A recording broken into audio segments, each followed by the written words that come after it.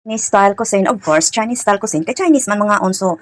Karon di atay luya, daghan kayo, ato sa ning gisahon, manimaho na ni siya. Oh, atong isunod ang manok. Then ang tawag ani ibutang to ni sa klipat nga pag iguman nato gisaan ni with chicken, ibalhin to ni siya sa klipat. So ato na ibutang ang chicken, na marinate ko nato anyway. Apod kay dry fungus, nababad ko na to sa tubig para mo mag-soak. Then, naapod kay shiitake mushroom. Ako na po niya siyang gibabad sa tubig para mo-soak. Then, ni-slice pa shiitake mushroom sa gusto na kong slice. Then, ato po niya siyang i-blanch diri sa tubig mga 15 minutes.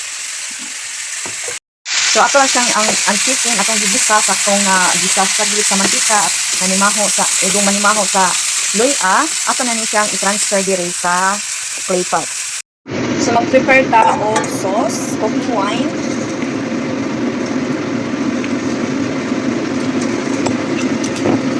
Oyster.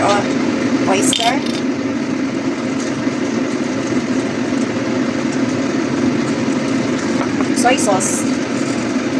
Light soy sauce.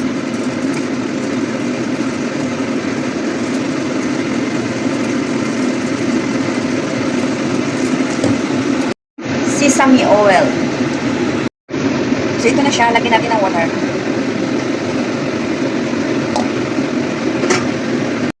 So, nilagay natin yung shiitake mushroom ng black fungus.